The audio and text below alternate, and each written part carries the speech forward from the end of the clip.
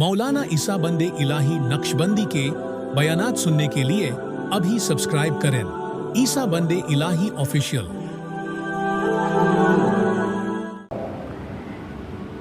कि अकेले बैठे हो तो एक को साथ ले लो, दो बैठे हो तो तीन को साथ ले लो, इज्तिमाइयत के साथ बैठे हो तो एक और को साथ ले लो। और वो साथ कौन है? अल्लाह रब्बुल इज्जत है। अगर अल्लाह रब्बुल इज्जत इन दरमियान आ गए तो याद रखना हमारा हर काम आसान हो जाएगा। बहुत आसान फार्मूला। आप तिजारत कर रहे हैं, अल्लाह को बीच में ले लो। आप रुपये खर्च कर रहे हैं घर के अंदर, अल्लाह को बीच में ले लो। आप अगर फजूल खर्ची कर रहे हैं, अल्लाह को बीच में ले लो। आप किसी को कुछ दे रहे हैं, अल्लाह को बीच में ले लो। अल्लाह को आप जब दरमियान में लोगे तो काम आसान हो जाएगा। अल्लाह दरमियान में नहीं तो काम मुश्किल हो जाएगा।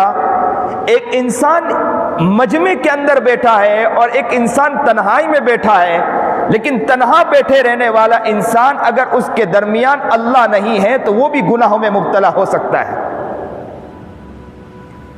हमने तो वो भी अहबाब को देखा है, हमने वो शख्स को भी देखा, या वो ऐसे अपराध भी आते हैं कि जो कहते हैं कि हजरत नमाज तो पढ़ते हैं लेकिन नमाज के अंदर हाल ये है कि नमाज में हमारी नमाज में ख्वाहिशात होती है, नमाज में हम लोग हराम काम सोच रहे होते हैं, नमाज भी हमारी गंदी हो जाती है।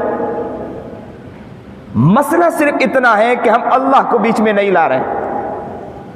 एक नमाज पढ़ने वाला नमाज पढ़ रहा है, आप लोग सब मस्जिद में आए, अगर ये सोच कर आए कि रब के लिए जा रहा हूं, और मस्जिद में आकर बैठे अगर बयान सुन रहे हैं तो ये सोचे कि मेरा रब मुझसे खुश हो जाए, मैं मेरे रब को खुश कर रहा हूं।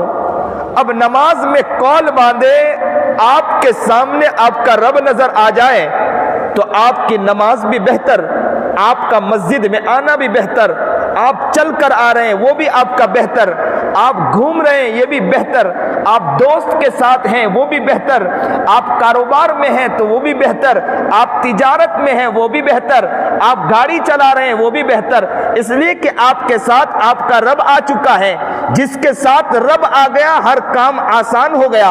अगर साथ में रब नहीं तो हर काम मुश्किल से मुश्किल तर, बल्कि शैतान करीब आ जाता है। जिसका दोस्त रब नहीं उसका दोस्त शैतान हो जाया करता है। हमारा हाल देखे,